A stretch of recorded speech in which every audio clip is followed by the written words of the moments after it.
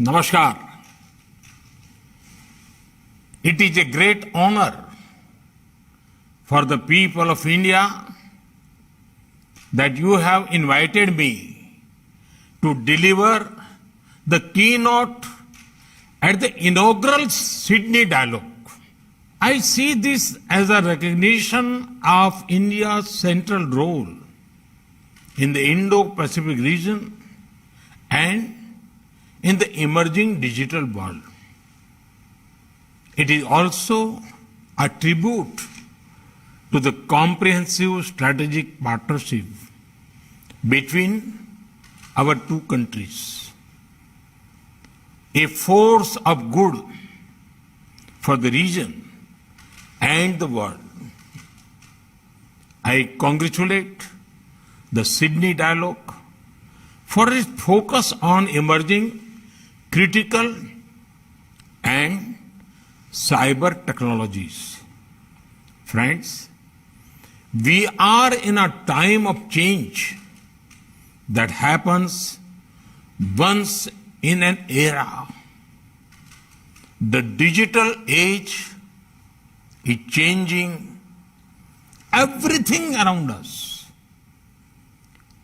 It has redefined politics, economy, and society. It is raising new questions on sovereignty, governance, ethics, law, rights, and security. It is reshaping international competition, power, and leadership. It has ushered in a new era of opportunities for progress and prosperity. But we also face new risks and new forms of conflicts across diverse threats from seabed to cyber to space. Technology has already become a major instrument of global competition and key to shaping the future international order. Technology and data are becoming new weapons. The biggest strength of democracy is openness. At the same time, we should not allow a few vested interests to misuse this openness. Friends, as a democracy and a digital leader, India is ready to work with partners for our shared prosperity and security. India's digital revolution is rooted in our democracy, our demography, and the scale of our economy. It is powered by enterprise and innovation of our youth. We are turning the challenges of the past into an opportunity to take a leap into the future. There are 5 important transitions taking place in India. 1, we are building the world's most extensive public information infrastructure. Over 1.3 billion Indians have a unique digital identity.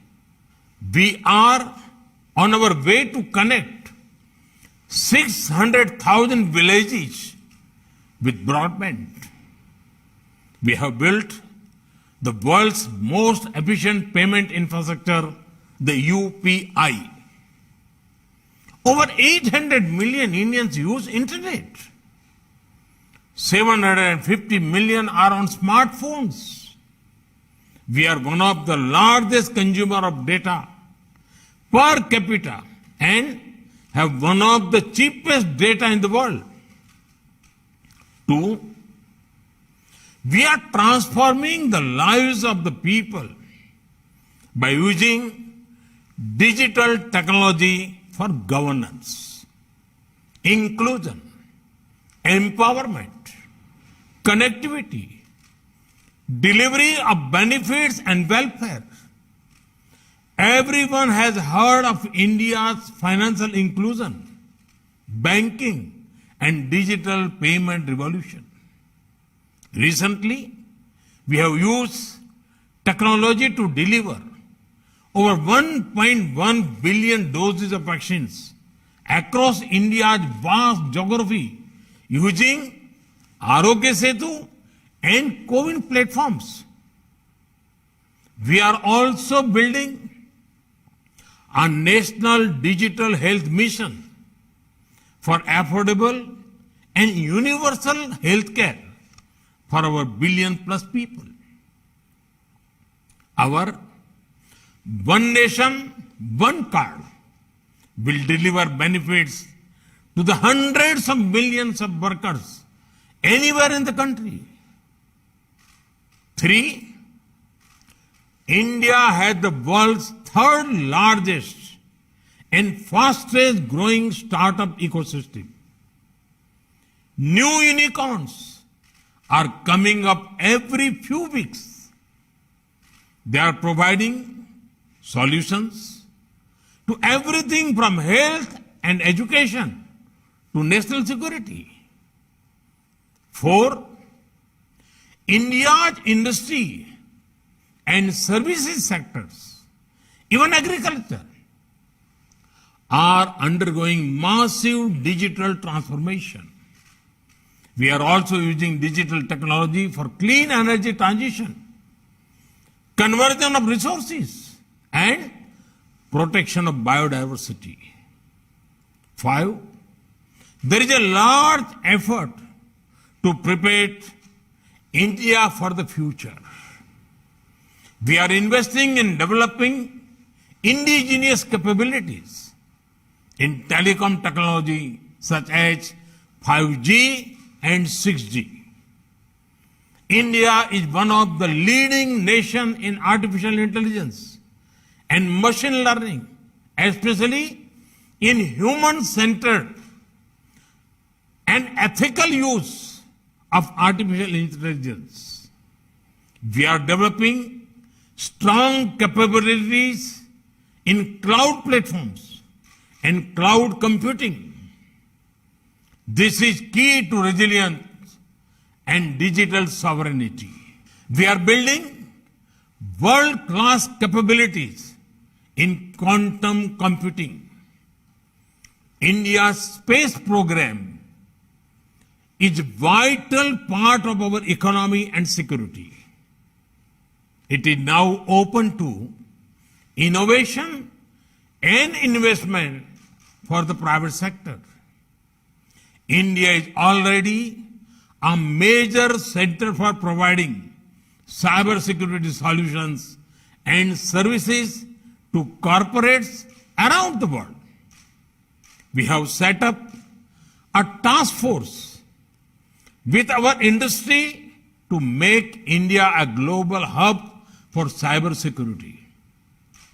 We have the benefit of our skills and global trust. And now we are focusing on hardware. We are preparing a package of incentives to become a key manufacturer of semiconductors. Our production-linked incentive schemes in electronics and telecom are already attracting local and global players. To set up base in India, friends, the greatest product of technology today is data. In India, we have created a robust framework of data protection, privacy, and security. And at the same time, we use data as a source of empowerment of people. India has unmatched experience in doing this in a democratic framework with strong guarantees of individual rights. Friends, how a nation uses technology is linked to its values and vision. India's democratic traditions are old. Its modern institutions are strong. And we have always believed in the world as one family. India's IT talent helped to create the global digital economy. It helped cope with the Y2K problem. It has contributed to the evolution of technologies and services we use in our daily lives.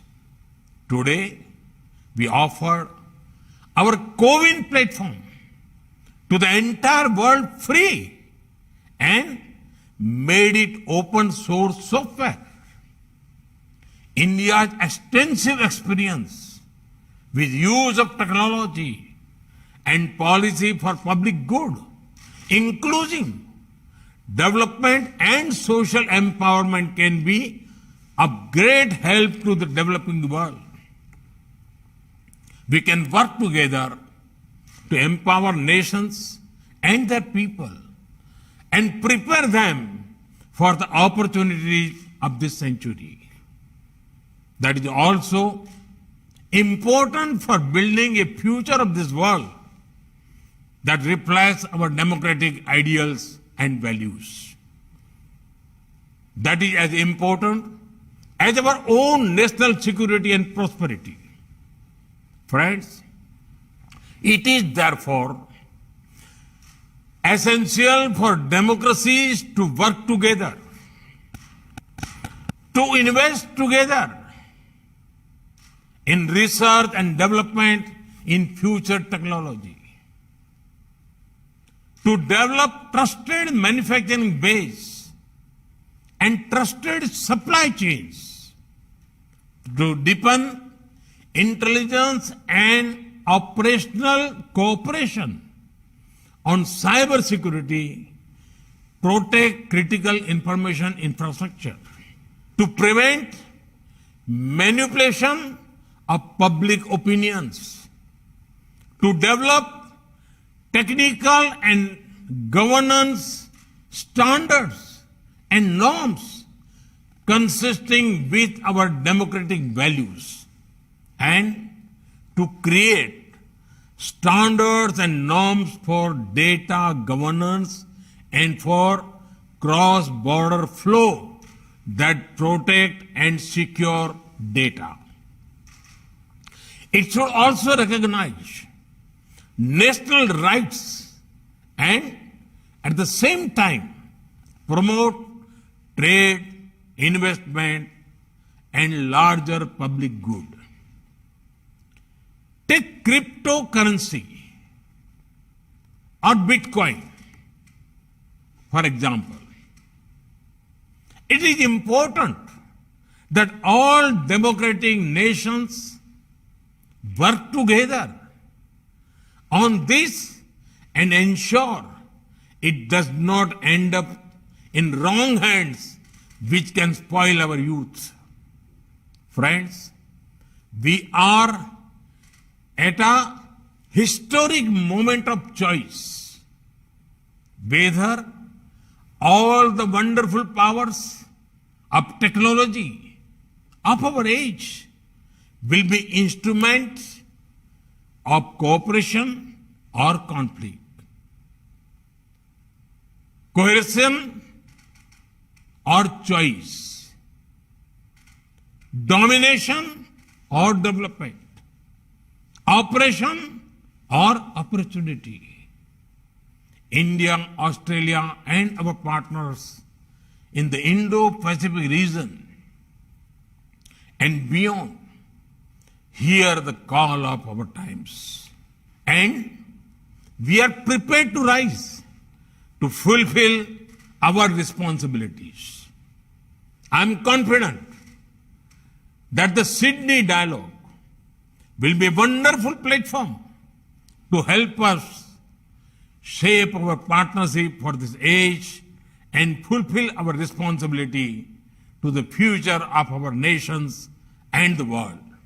Thank you very much.